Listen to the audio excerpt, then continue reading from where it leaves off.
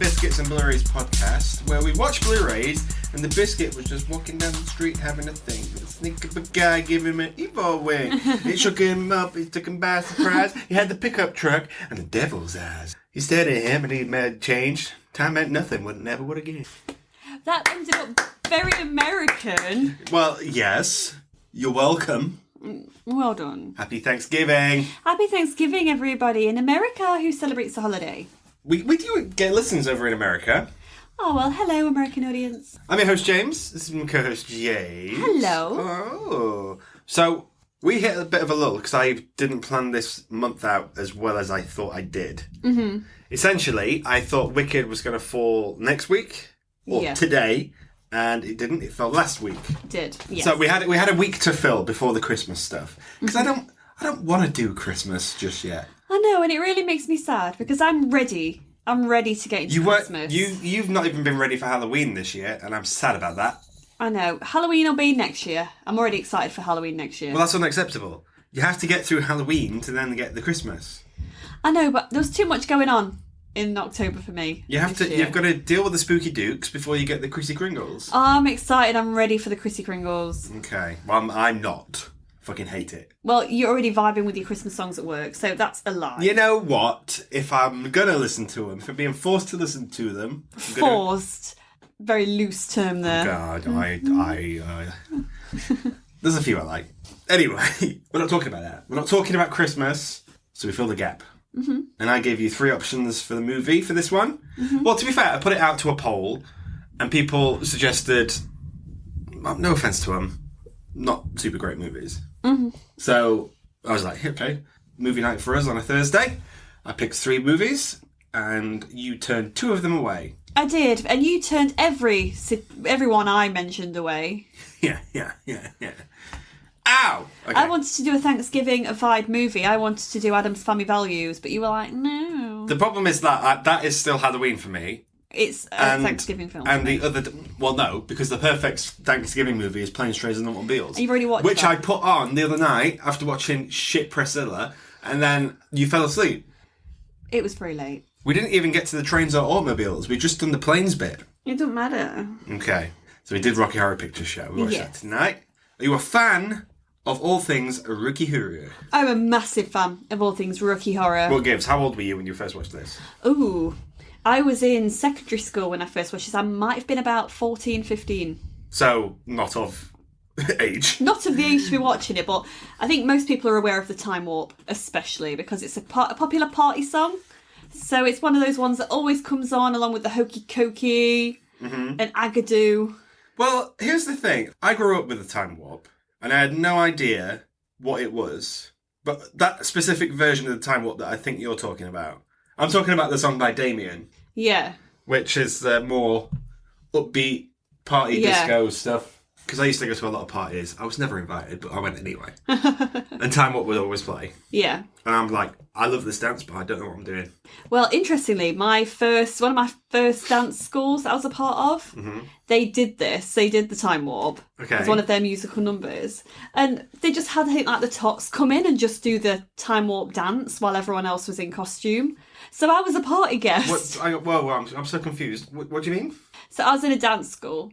Yeah, no, that's fine. But people were dressed up as the Rocky Horror stuff. As the Rocky Horror characters, not Frankenfurter. I see.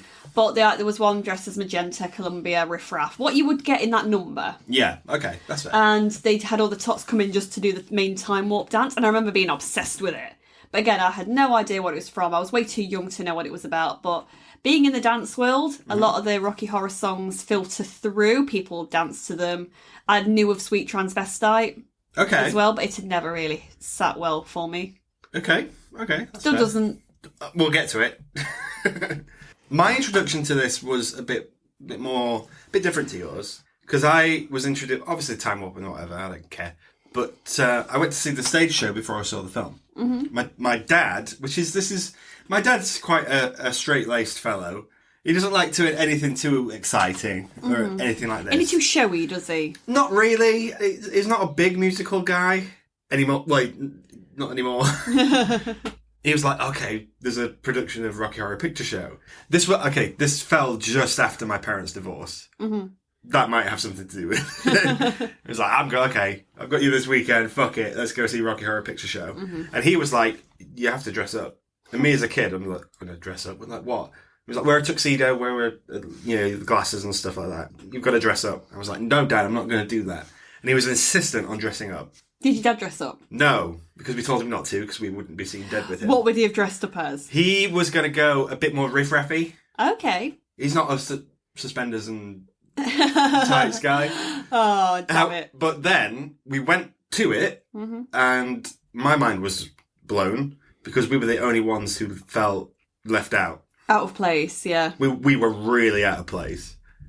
It was wild. Then I watched the movie, and I completely got it. Yeah. What a movie!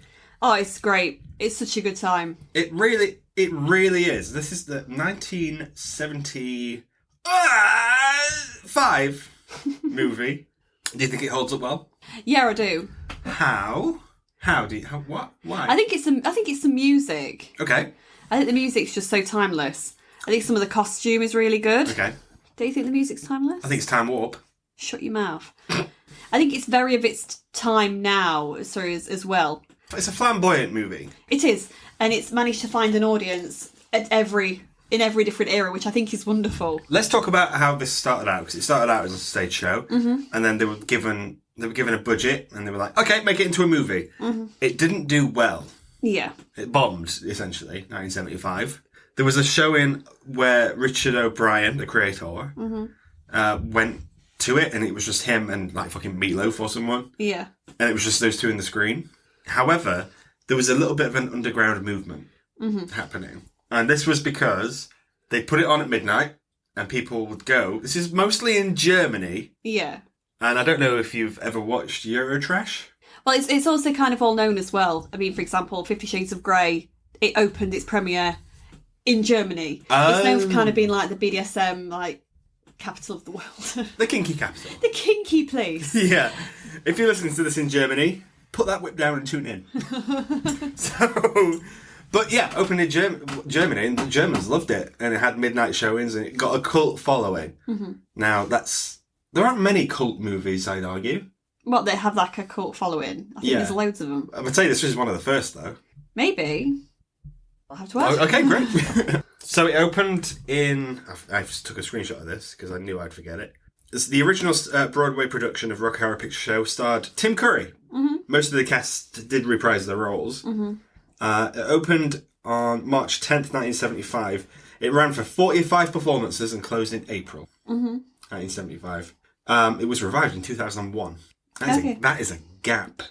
It is a gap. The movies, apparently, it's always played in Germany. It's always been actively in theatres. You've told me about this certain cinema in Germany? There's a cinema in Germany that plays it every single week. Okay. It's kinky guys. Naughty boys. And I like that. And the idea is it's the audience participation movie. It's where audiences are encouraged to come and to act it out, to when they're singing one of the beginning songs. Science fiction double feature? No, with the There's a Light. Yeah. Everyone's encouraged to put newspapers over their head as if they're in it, and they start talking back. This does translate into the stage show as well, because all of that was happening around me and my dad and my sister, and like I didn't know what to do. There was a moment where everyone was just yelling out, like I think someone said like Brad's name, and it was like Prude. Everyone gets supposed to yell Prude or something. Yeah. And then when they say Janet's name, you're supposed to yell Slut. Okay. And now I'm just sat there like, why is everyone just getting involved? It's not panto. It's really weird, but again, I think some of these cinema screenings, and I know it's quite big in certain places in America as well. The idea is that you'd have the movie on, and you'd also have actors acting out the movie. Right, okay. So I think that's just amazing. Yeah. I'd say there's only one other film that happens for. Star Wars. No. The Shining. No. Jaws. The Room. Yeah. People get involved in that. I think it's but that's a cult classic. I'm glad we don't have to see a sex scene where people have to awkwardly recreate. I mean, there's a problem here though, because there's a scene in the pool that I'm not sure what happened on set, but I imagine someone slipped in. I'm just saying, it's all like everyone's limbs. I think everyone's too cold for that to happen. Didn't Susan Sarandon catch pneumonia? Yes, she did. Yeah, And you can tell everyone's dancing with their arms really close to them. And they're like, we're fucking cold. This is created by Richard O'Brien. Are you a fan of Richard O'Brien? Mr. Crystal Maze. Yes, I Thank am. you. Yeah. It was only a matter of time before we brought up the Crystal fucking Maze. Right, okay. Oh, he's such a vibe. If you are listening to this Thanksgiving weekend, first of all, turkey. Was it good? Cranberry sauce. You're welcome. Anyway, so the Crystal Maze was a TV show that was on in the 90s. Yes. And the absolute icon that is Richard O'Brien used to host. He's the host, yeah. Someone did it after him, and I remember watching his episodes more. I can't remember his name. Because it's not important. It's not important, because Richard O'Brien is essentially the master of that. He's the king. Yeah. And I remember him being very sarky. I remember him being quite spectacular. He used to wear some very, very cool outfits. I remember wearing like a leopard print coat once thinking, that guy is out there. Yeah. He's got such a great voice as well. He's also the villain in one of my favourite movies, Spice World. You talk about that film more often than you should. Let me tell you for a fact, it's only a matter of time before we do Spice World on this fucking podcast. Oh, I know. And you know what? I can't wait. Next, it'll be the S Club 7 movie. Seeing double. Double bill back to back. Thank you very much. Oh my God, guys. Strap in, guys. It's going to be a good year next year. But let's all wait while I just take my wedding ring Put it off. back. Anyway, he created this movie. Mm-hmm. This whole musical. It's all his idea. It's all him. First of all, I think we should say we've not seen Shock Treatment. This is lightning in a bottle. Mm-hmm. There's no other film like it. No, absolutely not. And that's a good thing. It is, and I think I know they did try to remake it back in like 2015 or something like that, and a few other people had cameos in it. I did watch that, yeah. No, you can't. I think it's just so iconic. No one's ever going to be good in that role. Well, let's talk about a certain role. Should we talk about him first, or should we talk about him last? Whichever, but I think, to be fair, people said the same thing about it. Okay. About Mr. Curry. Well, in that particular role. And look what that turned into. Yeah. People were pleasantly surprised. Get your hot towels ready and get your Papa Toms out. It's curry time. Tim Curry, this is his first feature performance. Let's just say off the bat, this is a great fucking performance. Mm-hmm. I didn't know his legs were as fantastic as they are, but here we are. There's a meme that goes around. Yes, there's a meme that goes around on the internet, and it says you can tell a lot about a person depending on which Tim Curry film they say first. Yeah. If you say, name a Tim Curry film, if they say It, horror fan. Yeah. If they say Muppets Treasure Island, correct answer. If they say, I said it. If they say Home Alone 2. Sure, why not? If they say that, then sure, okay, good sequel. What a hole. But if they say this, that says a lot about that person. What would you say? Did you think this is his best role?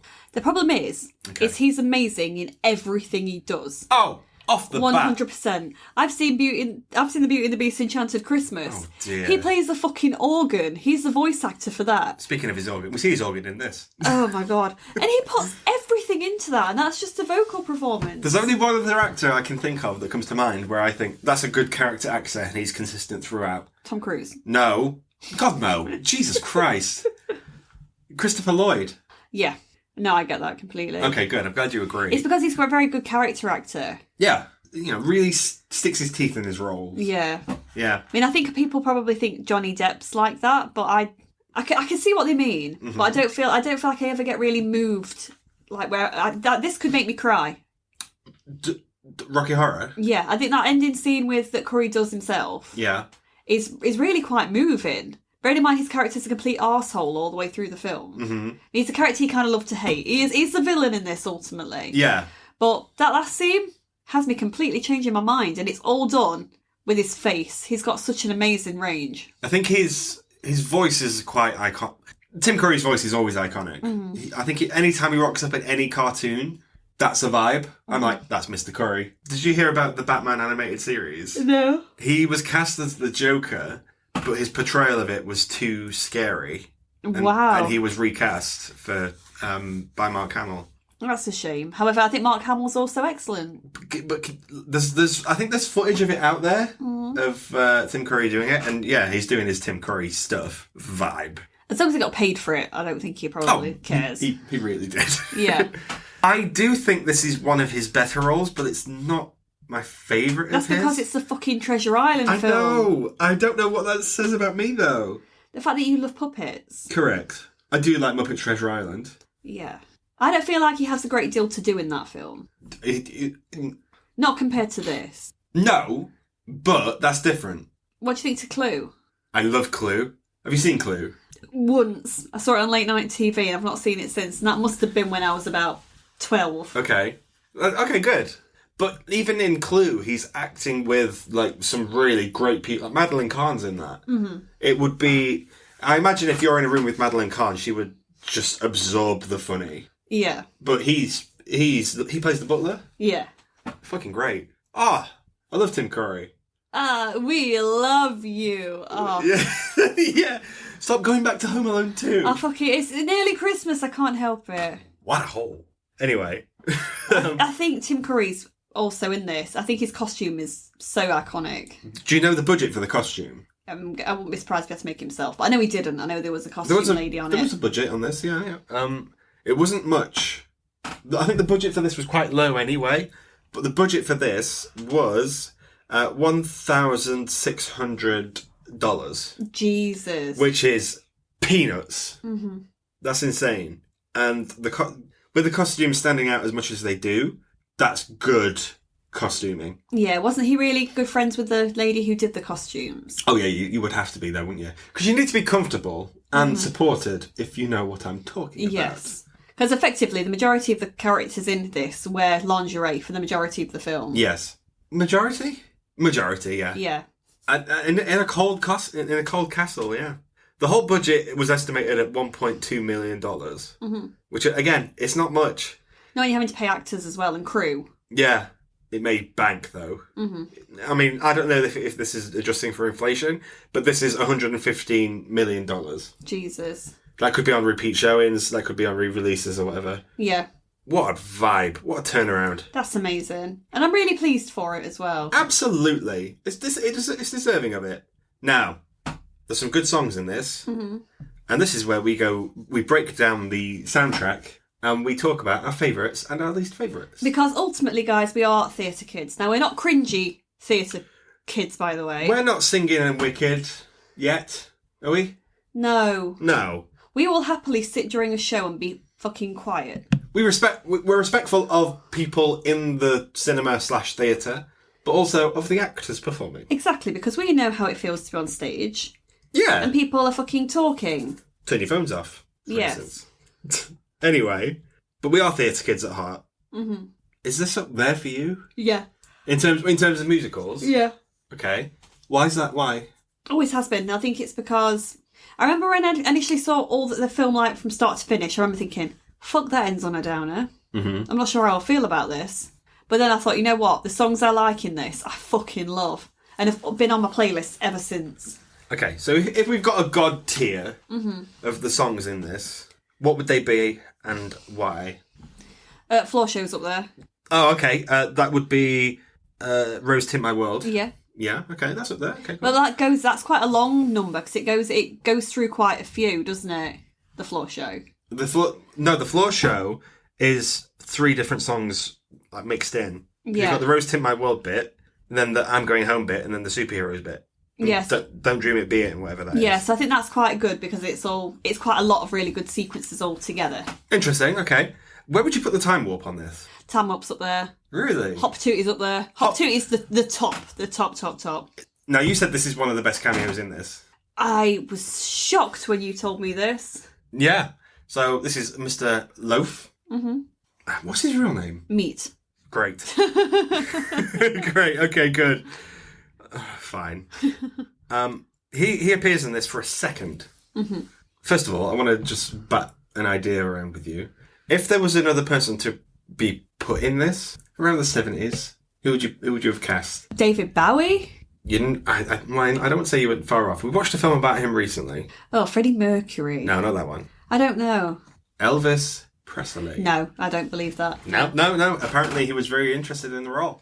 I forget that Elvis was still alive around that time. He died in 1977, so he would have died 2 years later. Because when I think of Presley, I'll always think of him being in the 50s, but I forget that that's... Yeah, he lived. Well, that's actually not that long ago when you think about when he passed away. Yeah. 77, yeah. Same year Star Wars came out. He saw it and he shat himself. My God. He died on the toilet. Anyway, they're still trying to find that toilet. Damn it. So yeah, but I Googled it, and apparently Meatloaf's first album dropped in 77. Mm-hmm. Which means that 2 years before that is this. Oh, and he's so iconic. What God. is he doing here? I love it. Absolutely. It's sucking up all the air in the room is what he's doing. Would you like me to tell you what other film he is in? What? You're never going to guess. It's fucking Spice World. Is it actually? He's the bus driver. Fuck me. Mr. Loaf. I'm getting fed up of hearing about Spice World. You know what? The more we talk about it, it's going to happen. It's getting closer, isn't it? Is Christopher Biggins in that? Christopher Biggins is in this. Oh, I hope not. It's Biggins o'clock. I've seen him in Panto. Was he good? It was really good, actually. Okay, good. He's in Joseph and the Amazing Technicolor Dreamcoat. He is. He's the butler or the chef. Do you like the opening song of this? Science fiction double feature. I didn't used to. Okay. But now I've got a whole new appreciation of it. Why's that? Do you know, I don't know. Is it the voice? Is it the lips? Is it the teeth? I just think it's... Is it the tongue? Ugh. Do you know, I don't know what it is. I think it's just a really, really clever opening to it. The fact that it's all about B-movies. And ultimately, this is what the whole musical and what this was supposed to be. Suppose it's a love affair with B-movies. I mean, they even mention... quite a lot of them. There are quite a lot of them in the song, and I love that. I do have a list of the songs mentioned in that. Yeah, that's Richard O'Brien was heavily inspired by horror and sci-fi, particularly like the B-movie stuff, which most of that is. Okay. Is it like The Day the Earth Stood Still? I think, is that one of them? That's the first one, yeah. Flash Gordon, The Invisible Man, King Kong, of course. It Came from Outer Space. Oh God, you can see Flash Gordon now in Rocky, can't you? Yeah. Dr. X, that's in there. Forbidden Planet, Tarantula, the Day of the Triffids. Oh yeah. Night of the Demon and When Worlds Collide. The movies of the 30s and 50s. Yeah. Yeah. It's the kind of old black and white movies. I think, didn't they use quite a lot of Hammer horror sets as well? I believe so, yeah. Complete vibe. Yeah, but it's a good opening. Richard O'Brien singing it. Do you like that?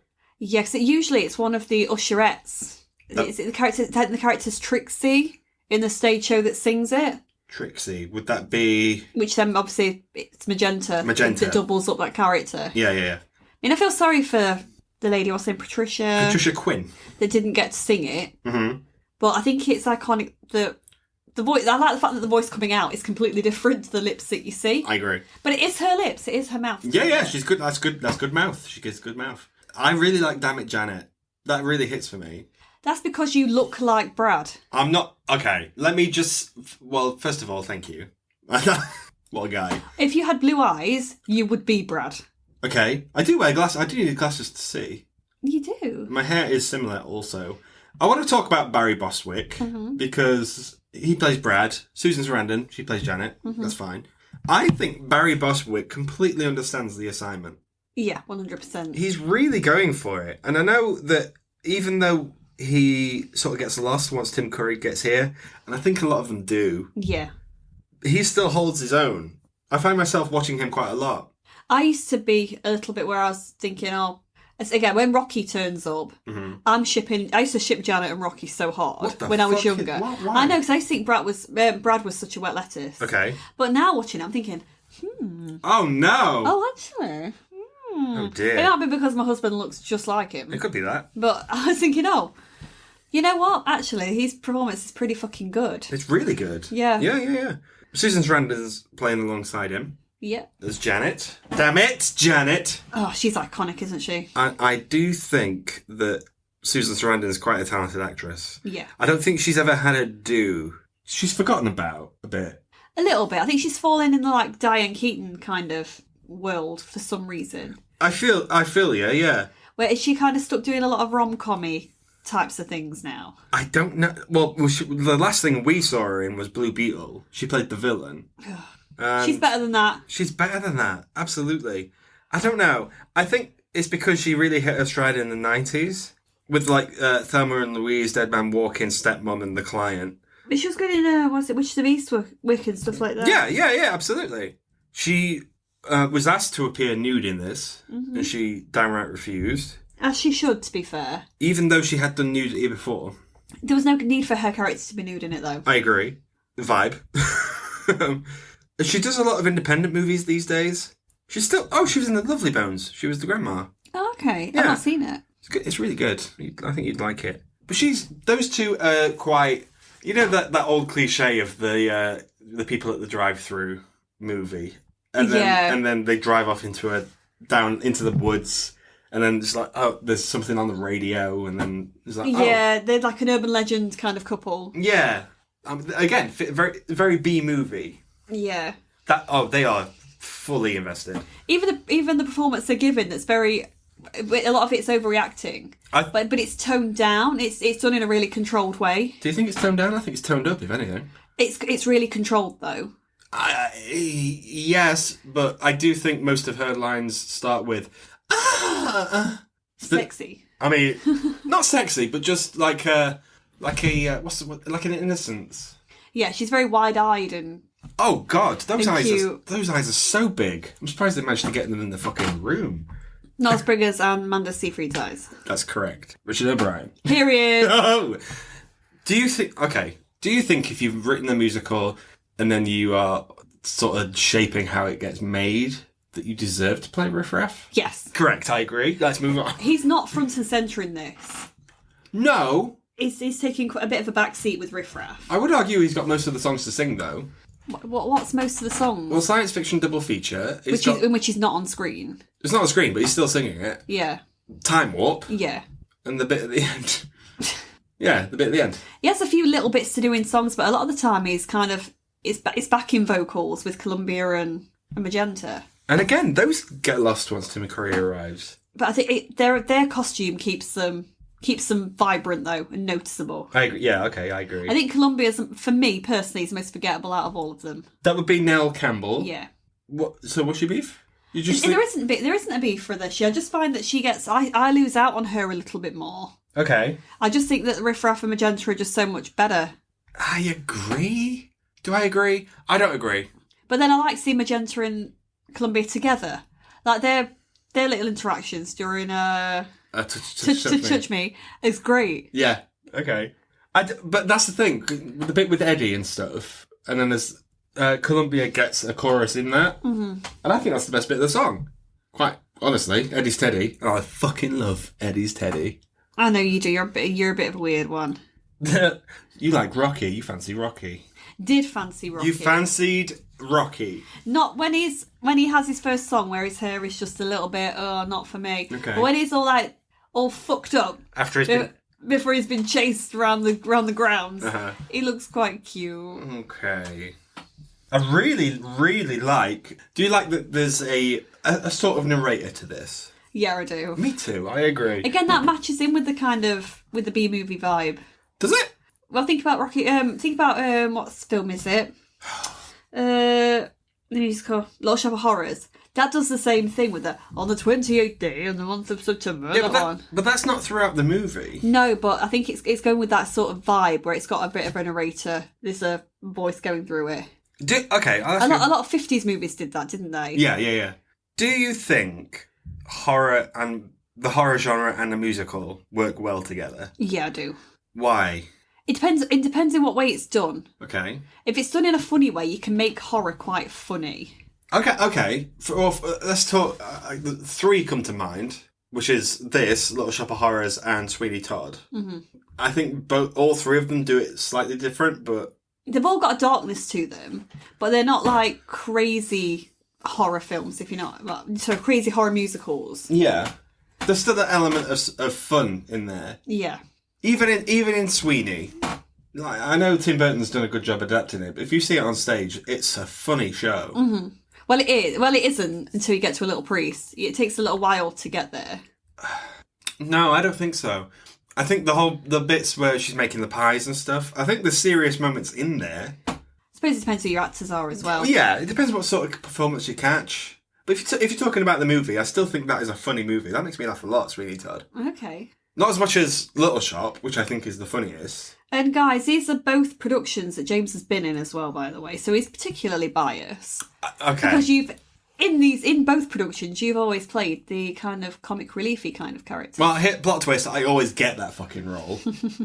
I'm never complaining. But, yeah, it's nice to have those moments of levity when people are just being eaten by plants or getting their throat slit. Or, what's the kill count in this? 1.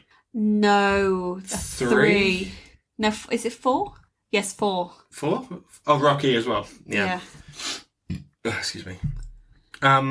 Basically, the plot of the movie is quite ridiculous. Yeah, it's stupid. You can't watch it expecting it to be something serious because it just isn't. No. You have to kind of leave that at the door and just go there to listen to some fucking good songs, see some great costumes, and just to have a great time. Why do you think people went back to this? Why do you think it got those midnight showings? Do you think it's for the raunchiness? Because I don't think it's overly raunchy. Maybe people can lose their inhibitions a little bit with it, though, and feel more free. Because Frank is like that. Yeah.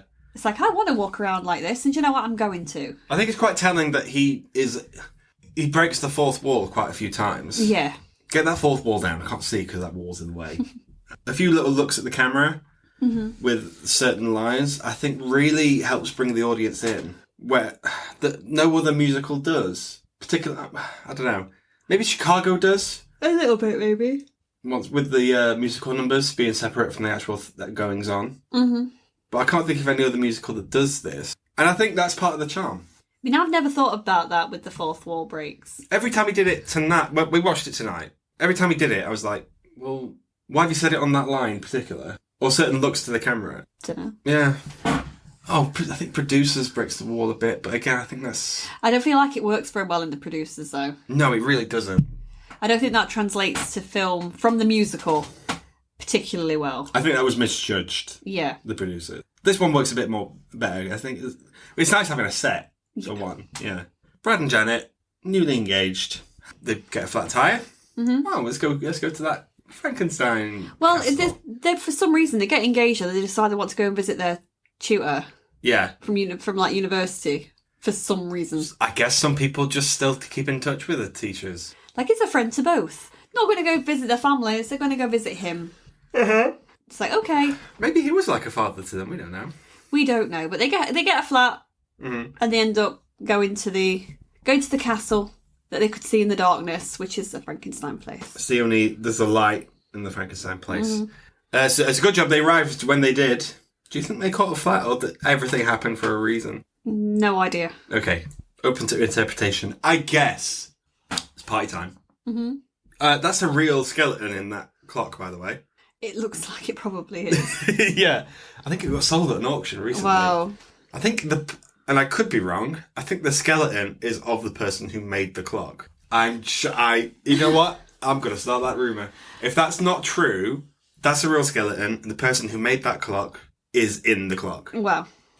There we go. Do you think it gets bogged down at any point in this movie? Yes. Where would that be? For me, it's we get the time warp, we get sweet transvestite, it's the stuff in the lab for me that goes on and it drags. Okay. Because we get all the scene where he creates Rocky, we get Rocky's song, we then get that strong man song. That's one is my least favourite in the whole musical. I'm Gonna Make You a Man. Yeah, I've always thought it was boring. Okay. It's a bit too slow. It's slow, it's boring. I mean, no disrespect to Curry, he's great in it. He's acting his way through it. Yeah. But my God, it's boring. But then all of a sudden we get that break and we get Eddie doing Hot Patootie and it's like, fucking yes. I don't think it is that. I think it's because we're in that set for such a long time. And it's a boring set. It's not the best. I feel like everyone's sort of chewing scenery at what scenery there is, but I think it's because once we get there, we're creating Rocky, like you said, and then that happens, and then something else happens, and Meatloaf brings life into it, but then he goes, and then we're still there for like 2 more numbers. Yeah. I think that's where it bogs me down a little bit. No, I'd agree. And then the pacing's really weird in the actual story itself, in that after that scene, Brad and Janet get sent to different rooms. And it's almost like, oh, well, time for bed. Do they get sent to... But then it's not, because they're back up again, and then a few numbers later, they're all having dinner, and it's still in the middle of the night. Do they get sent to different rooms, or is it the same room repeated? It's clearly the same room. But they say it's different rooms. I love that for them. But then we're back in the lab. Mm-hmm. Yeah, I think it's too reliant on that lab set. Yeah, they didn't have a lot of money, so they really used what they'd got. It's not a bad set. It's not the worst. No, I think it's just that I just don't think that particular sequence is as good as the rest of the movie. You know what sequence is really good? Oh, it's that shit around the dinner table, isn't it? I love Eddie's Teddy. I think it's one of the best songs in it. But I don't think it's that. I think it's when Dr. Scott, who's in a wheelchair... okay, let's get him up here. And like, it cuts to like CCTV footage of him throughout the house. But he's always in a different room on multiple floors. He's in the Zen room now, and it cuts to him, and he's just there. It's like, how did he get in without anyone letting him in? Yeah. How did he get up those stairs? But then I really love when he's like, okay, let's get him up here. And turns the magnet on. And then there's clearly a rope pulling him up the stairs. So you can see it in the floor. And then it's just obviously on fast forward, and he's zooming around Magenta and Columbia and stuff. That's the funniest joke in the movie. What, they're just there like, oh, okay. No, just the fact that it's obviously sped up. I just think it's so funny. And it's clearly steering it sometimes. Vibe. You love Dr. Scott, don't you? Yeah. Yeah, I do. Yeah, I do. It's one of my favourite characters. Would you play Dr. Scott? I'd play every single character in this, apart from the guy at the start who got married. What about Rocky? Would you play Rocky? I'm not built for Rocky. Also, fuck those Speedos. You can see everything in Those them. Speedos sold at auction for like $1,000. Really? Yeah. What? The gent who played the character. Oh, okay. He's a big auctioneer. That's his. He doesn't do. I think he owns an auction house. He doesn't do really acting anymore. And he found them, so he put them up for auction. And now I think they're in like a Hard Rock cafe somewhere. Oh, that's a vibe. So you can see his tiny, teeny, tiny pants. It wouldn't even fit me. I mean, okay. Well, first of all, I don't think Rocky is the one that gets out of this lightly. I don't think that guy can dance. He's obviously, that's not his voice. No, it isn't. It was dubbed. Yeah. And I don't think, is he a good actor? Because he doesn't really have any lines to say. No, he doesn't have much to do. He looks the part. Oh, yeah. I don't like how you said that. Oh yeah, he looks the part. Yeah. A teeny tiny shorts. Yeah. But I don't know. I think it's really telling when everyone's in the same room. Mm-hmm. For example, the floor show. Yeah. Everyone's completely going for it 100%. And I think maybe he is, but his just ability's not there. I never look at him or Columbia in that scene. Who are you looking at in that scene? I'm usually looking at Susan Sarandon for no reason. I just think that she's really magnetic whenever she's doing anything. Well, that's the power of Sarandon. You can tell as well in that particular scene that she is covering up her boobies as much as possible because those corsets were just clearly falling down. I think hers is a little bit more tight than the Patricia Quinn one. Mm-hmm. Patricia Quinn's nipples are just out. I mean, if you're going to do it, go for it. Janet Jackson style. And she's just shaking it. But yeah, Susan's got like a feather boa and it's covering herself because they're falling down. She obviously didn't want to get the boys out. No, and to be honest, again, even though Quinn did decide that she got them out, she didn't mind, they didn't need to be out. I don't think Patricia Quinn ever got them out. I think it's just the matter that they fell out, but she's selling it. Yeah, she's in character. Yeah. Columbia wouldn't care. Yeah. I think... But I feel like Janet would care.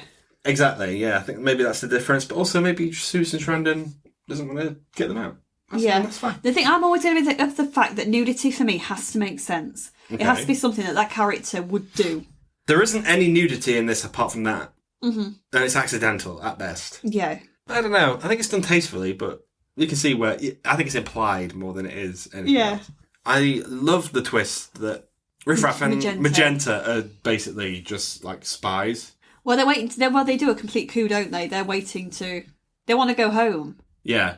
And I think they're waiting quietly for Frankenfurter to fuck up and be distracted enough so they can launch it, and they do. And that's what happens, yeah. And then before that happens, we do get the scene with Tim Curry. Now, Tim Curry is a fantastic actor, this much we know. But there's something about that scene where he's singing "I'm Going Home." Mm-hmm. I think that's an Oscar-worthy performance. Oh my God. I think oh my God, his face. He just completely sells it, and it's in his eyes. Yeah. I genuinely believe that he looks like a guy who's been crying for hours. I mean, but you said that could be me knowing what it's like to have that sort of makeup on your face. I thought, I bet that's running into his eyes and it's stinging to fuck. He's just been in water. Yeah. But maybe My eyes would be that red too. maybe he's using it. I think it looks good that he's using it for that. Yeah.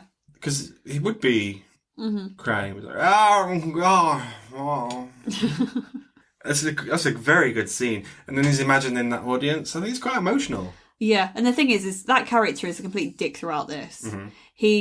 Brad and Janet they only want to borrow a phone. They don't want to stay. They're not interested in any of that sort of shit, but he brings them in anyway. Yeah. He kind of sees that they're vulnerable and they're just newly engaged, and he wants to fuck around and play with them. So yeah, and he does try and push them apart. I mean, it doesn't quite go to plan in that Janet ends up having a thing with Rocky because he gets a bit jealous about that. No, but she only does that to get back at Frank. To get back at Brad. I didn't think so at all. I thought it was to get back at Frank. Well, no, because when she's crying over the computer screen after she sees that they've slept together. Yeah. She's going, "Oh, Brad." It's Brad she's saying, not Frank. But then I thought she was clever enough to go, well, Rocky was made for Frank, so I'm going to get there before he does. No, I thought it was kind of like, oh, he's showing me attention too. Oh, I see. Okay. If Brad's busy, I'm going to be busy too. It's like, well, you've already cheated on him, You bitch. did it first! That's a good scene. Yeah, I think all of that acting is amazing from all of them. Also, credit to Tim Curry for being a fucking chameleon, because you didn't know it was him. I thought it was the actors. And then that they did like a switch. Yeah. And I went, who? Okay. No, Tim Curry. I really spotted it tonight, but again, I'm watching it on a bigger screen. Yeah, good times. Not my tiny little bedroom screen I used to watch it on. Tiny little television. We didn't finish going through the songs. Eddie's Teddy, banger. Oh, Hot Patootie, banger. Which is your least favourite here? That Strongman one. I Can Make You a Man. Okay, that's fair. I was never a huge fan of Sweet Transvestite. I just thought it got overplayed. If you go to a karaoke party, someone will do it. One theatre kid will do Sweet Transvestite. I've witnessed it. Fuck it, I've done it. Have you actually? No, I haven't. I think it's okay. It hit different today because I was just like, oh, it's kind of a vibe. Yeah. But then I think just like things like Hot Patootie and Time Warp and Eddie's Teddy, Roasted My World are just better. Yeah, for me, Sweet Transvestite, coming off of the back of the Time Warp. Yeah. Which I think is just such a riot. It's such a good time. I always thought, well, that doesn't take away from how great Curry is in it. And for how amazing his performance is and how great he looks. That is. And how the other characters interact with him. Because when he's on the throne and he's got Riff Raff, Magenta and Columbia all around him, they're all reacting really great in the song. Yeah. It's still, for some reason, it's just never quite hit for me. And I don't know why. I think it's the sort of thing where there aren't many actors like this, but when someone's so good that you want to be good around them to match. And Tim Curry's that guy. I agree. I think he's that guy in everything he's been in. Even it. Fuck it, why not? And he's not interacting with many people in that. No. But you just want to be as good as Tim Curry. God bless him for just fucking smashing Existing. it. Yeah, exactly. He was the organ. He was the organ in Beauty and the Beast. Wasn't he a sludge in one of the Fern Gully movies? I don't know. I've not seen the Fern Gully movies. Okay. I know he played like Satan or something, didn't he? No idea. In Legend, which is a Tom Cruise movie. Your favourite actor? Well, no. I found it quite telling that in the remake, the Laverne Cox one, that Tim Curry did play the narrator in that. Yeah. I thought that was really nice. Obviously, we all know that Tim Curry, what happened to him. He's still working. Recently, he's had a film out called Stream. Okay. And yeah, apparently, it's had decent reviews, and people have said it's good to have Tim Curry back. I know, bless him. Yeah. I'm really dreading the day then when I read that he's passed. Yeah. Because that's the thing, sadly, that we all have in life. It's the one thing we all have in common is that one day we will all pass. Yeah. I'm dreading the day I find out he has, because I just think he's such a talent. Absolutely. I wouldn't say he's that old, but probably a bit older than my dad again. But yeah. They don't like Tim Curry and your dad. No. But I find it weird that his career didn't go from strength to strength. It went more voice actory stuff. I wonder why that is. Do you think he was just a bit too recognisable? Maybe. Because even though he's good at playing the different characters he's in, yeah, I don't know if he kind of fell in he didn't really fall into the Johnny Depp type. Whereas even though it was Johnny Depp in makeup, maybe it's been easy for him to blend in. But I think maybe again that's because Johnny Depp got lucky with with Tim Burton constantly hiring him. Bearing in mind, I've been scrolling down for the last 2 minutes on his IMDb page. I'm still on 1995, and it's all cartoons. Maybe something he just liked and had a passion for. Maybe it's just where the money was made. There was a Muppets Treasure Island video game. Shut up. I'm just There was a video game for this as well. Pebble and the Penguin. It was in that, I guess. I mean, there'll be some people out there that are complete Rocky Horror fans and they're crazy about it and they love it. They know the ins and outs of both the movie and the musical. Yeah. So don't forget any of this wrong. This is our opinion. This is just things that we just randomly learn. We forget stuff wrong. We're sorry. We're not educated people, correct? What? We're not educated people. Of course we're educated people. Oh yeah, but not in the terms of Rocky Horror. I mean. Well, we're not going to know everything. We never claim to. We're here for a good time, not a long time. Yeah. Or sometimes. But this is another one of those musicals where it's got such a cult status. A bit like the Wicked fans. The people that love it really, really, really love it. Oh, absolutely. There are people who see it every time it comes round. Mm-hmm. That's insane. So we want to go and see it because it's touring next year. Yeah. What are you going to dress as? I'm going full Brad on it. You're going to go full Brad? Yeah, I'm not going to go Frankfurter. I will be cold. Wait. And also, we have to walk through town like it. We have to get there. You don't have a tux. No, I can get a tux. It's easier for me to get a tuxedo than it is a pair of suspenders. It's going to have your glasses. I just put my glasses on. And everyone will be like, yep, that's Brad. Maybe a dressing gown. But then you just dress up as yourself. Well, I'm not going to lie to you guys. That's exactly how I'm dressed right now. Yeah, James is actually wearing a blue dressing gown. I'm wearing my dressing gown. He's in character. My glasses are just like over there. What's the problem? My hair's flat. It's fine. Sadly, my hair isn't curly, because otherwise I'd be going full magenta. Because it's the same colour. Oh. Sad times. She's such a vibe, I love it. I don't like the tap dance noises. I think that's important that everyone knows that. I don't... they're obviously not real tap sounds. No, it's done in a sound booth somewhere, isn't it? But look, why is it so echoey and tinny? Don't know. Oh, it really pisses me off. Minus 1 star. But she doesn't really do much tap dancing. Say she's got that great costume and... We don't see her feet most of the time. Yeah. And I like the little blue socks. I think she looks so cute. Oh, okay. I love the downer ending on this. Mm-hmm. I didn't used to. It used to make me really sad. Because I was so used to musicals being happy. Mm-hmm. I mean, even musicals that I saw that did have really sad undertones to them. I'm trying to think of one offhand. West Side Story? West Side Story is one of them, because it's Romeo and Juliet. Yeah. Which one is it? I'm trying to think of. Carousel. I don't know. How does Carousel end? Carousel's a sad one. What happens at that? Carousel's about... you already know the guy's dead. Because it starts off with him in heaven, and he gets to go back down to Earth for one day. But he kind of goes back to the beginning, and it shows like the beginning part of his life. Oh, then he goes back and it's his daughter that he's seeing. Is this You'll Never Walk Alone Carousel? Oh, okay, I see. It's quite controversial because there's a particular line in it that's quite... Oh, it's not the N-word, is it? No. What is it? No, the main character says, because I think he hits her, okay. She says someone can hit you and hit you real hard, but don't feel anything at all. Oh dear. Yeah, that's a really bad line. Surely they've changed that. They might have done in later ones. They should do, because that's not a good line. Yeah. I would cut all that out. I was going to. Okay, but I don't think it's a massively downer ending there. I do love that last song, and particularly that last line. Well, these characters we've loved over all this time, I mean, they've quite viciously killed. Yeah. I mean, 2 of them completely innocently. Rocky and Columbia. But Frank, to be fair, I kind of had it coming. He was a dick. And he's also just killed another character. Yeah. I feel bad for Brad and Janet, where they just wanted to go off and get married, and here they are rolling around in a fog machine. In a fog machine with and Dr. Scott's there, and they're singing this really it's quite an emotional song. Wearing lingerie, they can't reach each other because they're going in different fucking directions. And that's life, folks. That's the way it be sometimes, with Dr. Scott in the middle. I do love that last line that the narrator says, where he says, and crawling on the planet's face, some insects called the human race, lost in time, lost in space, and bleeding. Yeah. And bleeding? I don't know, I don't remember that being it. Lost in time. Oh, lost in time, lost in space, and meaning. Yeah. Yeah, I think that's a really good line. Bleeding? Bloody hell, Jade. Bleeding earlier in the song. I'll edit that together so it makes it sound like I'm smart. Smartness. I think I try to watch this every year or so. Yeah, I think I do too. I think it's important too. Well, then I think I've watched it in a few years, so it's nice to go back to it. Yeah. Is it better than Space Jam? Yes. Correct. Is it better than Space Jam for you? Yeah. And now, important moment of truth. What? Say, for example, I decide I'm going to do my own version of this and I'm going to cast it. Uh-huh.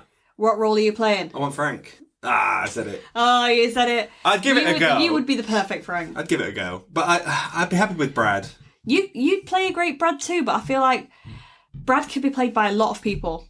Frank can only be played by, I think, a select few. Rock But you've got to have the I would go full magnetism, haven't you, really? I would go full curry on it as well. Put them poppadoms down, it's curry time. Straight up. You just literally curry there. Rock it! Absolutely. That's the only way to do it.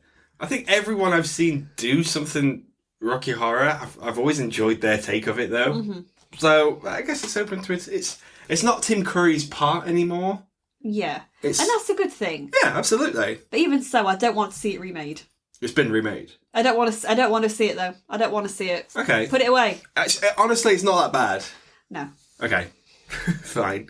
Keep it cheap, keep it light, down at ending, and go. And go. Here we are. Okay. Well, that's Rocky Horror Picture Show for you, folks. Don't know why we did this. It doesn't tie into this time of year at all. It doesn't, but we had such a good time watching it. And if you haven't watched it... What? Why? Why?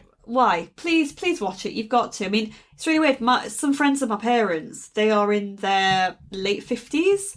They watched it. No. Okay. They watched it for the first time while they were I think they were. It was the night before they were going on holiday, so they watched it at the Airport Hotel because it came on TV. They thought, "Oh, we've never seen this before. It's coming on TV. Let's watch it." And it completely blew their mind. They were like, "What the fuck is this?" Mm-hmm. They ended up hating it. Really? Yeah. What happened? I don't know, but they was just like, "What the fuck is this?" I don't know if they quite understood it, but I thought, how can you have gone that long without never seeing this film? Some people just have never lived. Also, I don't think... That's Eddie outside. Yeah, it's like... But I don't think some people have stayed up to watch it. I think the first time I really watched it was like 1 o'clock in the morning. Or recorded off TV. Yeah. Vibe. Good. It's a good old underground movie that, I think you need to watch at some point. I think everyone needs to watch it. You really do. What a good film. Anyway, Christmas next week. I know, yay! Happy Thanksgiving, folks. Are you thankful for Rocky Horror Picture Show? I am, because I think it's really, really neat. I'm very thankful for the curry we all had. Curry time? That's good. I'm going to put that on a t-shirt. But yeah, Christmas next week. I forget which one was first. I think it's Elf. Yes. Another role for you. Yeah. Am I excited about that? No. I don't love that movie. I don't know. You might feel differently watching it. We'll see how we go. Yeah. But join us next week for Christmassy times. Yay. Happy Thanksgiving to you. I'm thankful for you. I'm thankful for you. Aww. And we're thankful to you for listening. Thank you very much, folks. Thanks. Enjoy your Black Friday. I'm very jealous that you guys have that. We have that. I'd not quite like America though. No, we keep. I'd love to get some stuff at some real rock bottom prices. I love me a bargain. Okay. But no, I hope you've all had an amazing holiday. Yeah, and good times to you is the old. No, it's not. I don't know. Okay, see you next week. Merry Christmas. Bye-bye. Bye.